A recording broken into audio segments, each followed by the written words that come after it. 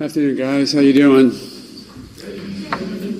Long week, but I think a good week. So certainly we're enthused with the fact that, one, we're going to be able to get a jury in Seminole County. I know a lot of people had some concerns about whether or not we'd actually be able to pick a jury here in Seminole County. And I know I was one of the ones who kept saying I thought we would, because we've never failed to pick a jury in Seminole County in the past, even in some high-profile cases. So I'm real happy that it looks like we're going to get Seminole County jurors to decide a Seminole County case. So firstly, very happy about that. Secondly, I know it's slow going to the outside. It's not slow going to the inside.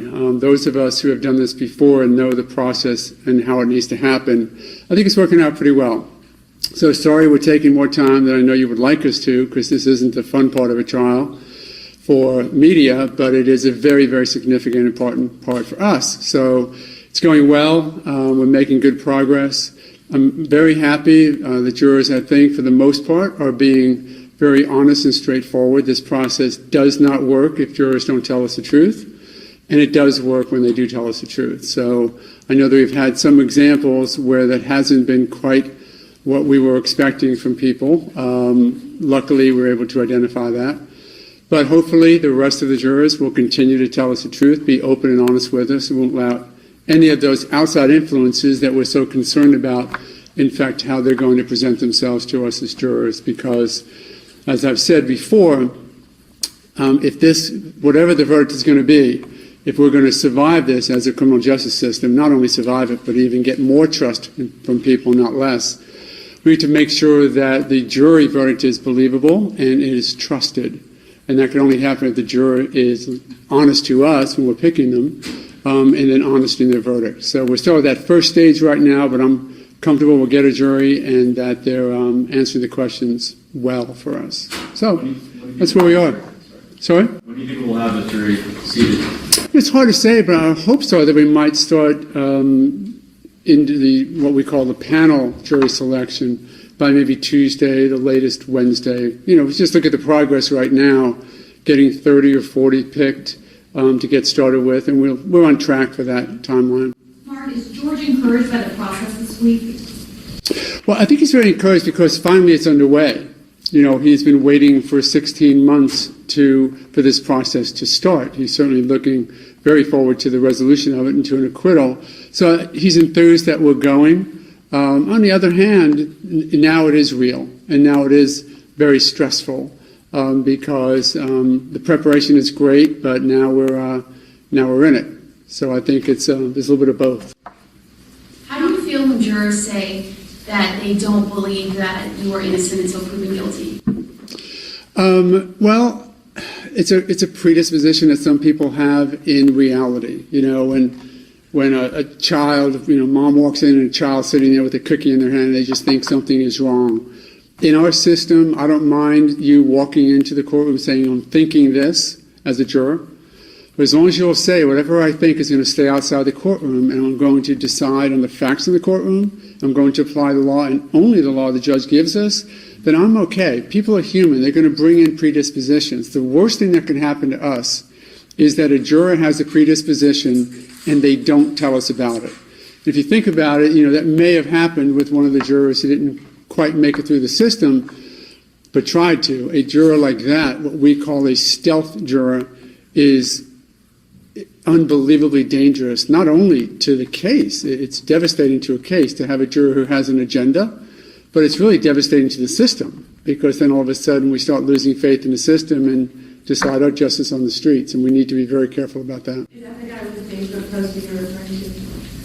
Yeah, I don't know his name, but I think, yeah, there was somebody who we were able to identify that they were being less than straightforward in their presentation, as putting it as gently as I can, and that, thank God that was uncovered before it got worse, because not only would that potential stealth juror have their own agenda, but then they infect everybody else with it, and they do it in a stealth way.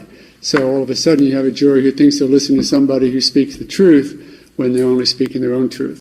How was he uncovered? Discovered the post and brought it to the attention of the parties? Defense, we found out about it. We did some workup and realized that there was more that was out there than he was saying. How did you find out? we're good. You have a dossier on everybody who's coming through here, so you had that No. piece set down the question. No, we don't. That was, I say we're good, and I hope that was taking the jest I meant it. I mean, we're trying real hard to do everything we can. That could easily had gotten by us. This is not a perfect system that we have. We're just trying to do the best we can with the resources we have, and it was very lucky that turned up. It now causes me great concern that we have to redouble our efforts on those jurors yet to come, because there was just more coincidence than real systematic work. Mark, would you have expected more for-cause dismissals at this point? It doesn't seem like there's been a whole lot, at least from the ones that have come through the courtroom. You know, maybe this is because I'm living in this microcosm, but I would have thought that there were more people who had more information about this case. I would really have thought that your efforts over the past 16 months would have been more effective. And I say that because I really think that more people would have heard about this case and had opinions. Having said that, that also causes me concerns that maybe there are people who are not being as open with the information flow that they have about this case. And that is concerning, but I trust the jurors are going to tell us the truth. I remember before I was involved in the case, of course I would have more of an interest in the general public, but I saw a lot about this case in the 2 or 3 weeks it was around before I got involved in it. So it's surprising to me that in 16 months, with the saturation this case has had, that there's not more impact on some of the jurors. Will there be any opportunity in the general phase for those people to come out and sort of reveal themselves if they maybe know more than they're letting on right now? Yes, because the general voir dire still allows us to look into issues of their background and what information they bring to the table, though certainly this process that we're going through right now was intended to weed out those people who had so much pretrial publicity and had formed such an opinion they couldn't set it aside. So while it's still an issue for general, this is really the process or the stage where it should be weeded out. Mark, can you talk about the Fry hearing? The juror with the Facebook post came back to the premises today and was Yes, I heard that he came back. I heard that he was, I think, trespassed off property. I understand that he may have actually been attempting to get to some of the jurors. So that's devastating to this process. He would have cost this system a week of time, tens of thousands, hundreds of thousands of dollars of effort that the sheriff's department, clerk's office, judge, lawyers put into this case. He could have done away with that with one scream into a jury room about something. So I'm very glad that the sheriff's office did what they should have done. Do you think any further action should be taken against him? As it turns out, he's lucky that I'm not the sheriff of Seminole County or have the ability, because that cuts at what I've done for 30 years. So very glad that I didn't have much to do with what should happen to him. With the female school worker, was she dismissed because of the proximity? She disclosed too much information during the voir dire process, and you were afraid that she would be uncovered as an individual citizen? I believe the court has taken the opinion not to disclose the bases for strikes for cause, so I'm going to follow her suggestion, if not order. Mark, can you talk about the status of the Fry hearing and where it stands and how much longer you think it's going to take and when you guys can fit it? Certainly. The Fry hearing is going to continue Monday at 4 o'clock in the afternoon. We will have one more witness that we're going to present. I would anticipate that's going to take probably about 3 hours. That's been around the amount of time taken for other similar witnesses. And the state will then have an opportunity, should they so desire, to bring on rebuttal witnesses. And if that happens, I think that's going to be set for Tuesday afternoon. So at the outside, it may be a decision coming from the court shortly after the end of the hearing on Tuesday afternoon. But she has whatever time she feels she needs to take to make that decision. Mark, when will you depose Ben Crumpet? Is that what you were talking about in the courtroom with him? I had a quick conversation with Mr. Crump about that. We did not make a decision when, just trying to work it out. Obviously, we've been a touch busy this week, and we're going to be a touch busy next week. So somewhere in between, I do want to get that in before testimony begins. And we'll work with each other to get that done.